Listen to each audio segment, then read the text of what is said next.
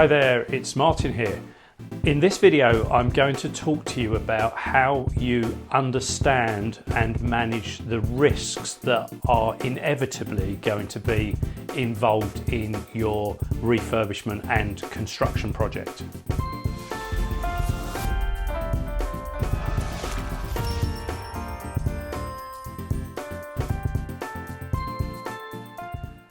Now, in reality, managing construction projects really comes down to understanding the risks that are involved in those projects and then managing those risks.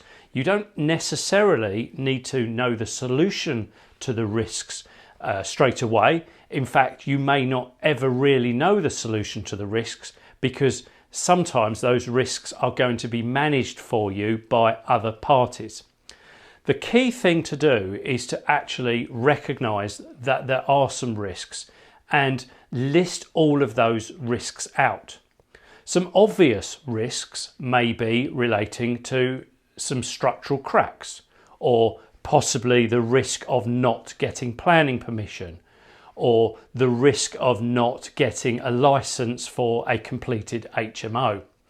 And of course, there's lots more risks relating to costs and relating to appointing other consultants and conditions relating to planning permission and things like that. So the way that I would encourage you to manage these risks is that you need to be focusing on the biggest risk at any one time, or perhaps the biggest risks at any one time, and ensure that they are front of mind. And what I'm going to explain to you is how you would ascertain which are the biggest risks that you need to be focusing on first. So the first thing to do is create a list of every single risk that you can think of. Now, in the short term, this may be quite a short list, but don't be afraid to revisit it and continually add on to the bottom of the list. Every time something comes up that you are a little bit uncertain about, call it a risk and add it onto this schedule. So in the early days, this might be quite a short schedule, but it will definitely get longer as the project goes on. It's a live document. It's a working document that we're going to continue referring back to. Now that you've got all of your risks listed out, the first thing to do is to put a score against each risk. So we're going to score each risk on a score of 1 to 5, so 1, 2, 3, 4 or 5, for the likelihood of that risk actually occurring. So let's go back to our risk of, are we going to get planning permission? Well, we can do our own research and we can ascertain whether there's a good chance of getting planning permission or a lesser chance of getting planning permission. If it's a good chance, then the likelihood score is 1. If it's a lower chance, then our likelihood score is 5. So the likelihood of getting planning is somewhere 1, 2, 3, 4 or 5. So you give a score like that for every single element that you've got on your list. And of course, if you add a new element of the list, you give it a score accordingly. So that's our first score. We then give every risk a second score. So the first score is the likelihood of the risk occurring.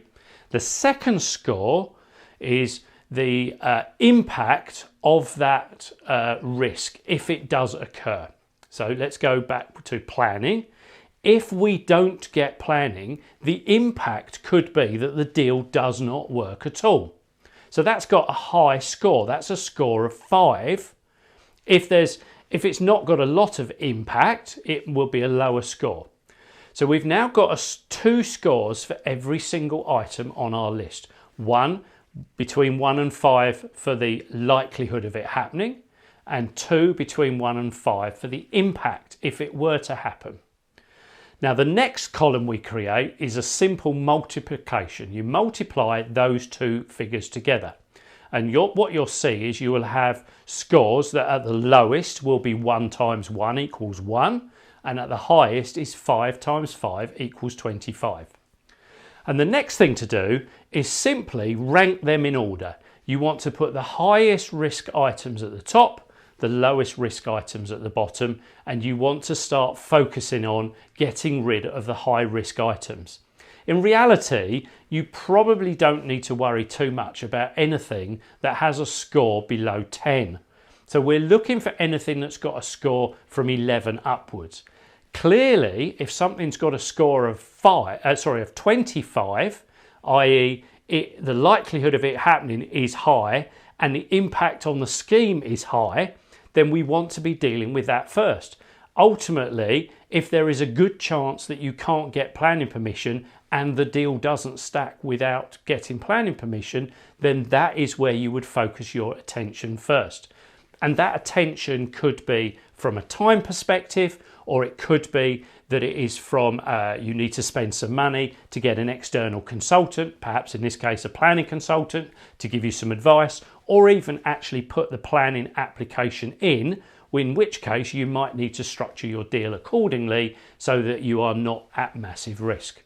So hopefully just with me talking through managing risk and understanding risk, you've kind of got a way to manage and focus your attention on the right risks at the right time. You will never ever get rid of every single risk in a refurbishment or conversion project or even development project, that you won't get rid of them all. You need to make a point of going on to the next stage when the risks that you've got in front of you are manageable. You will start building the project with risks still in place, but don't worry too much about that. It's about keeping the scores low. So really hope that this has been of use to you. If you like these videos, then do please click on the link, like and share them. Leave any comments below. I'll come back and reply to any questions or comments you've got. Otherwise, I look forward to catching up with you on the next video.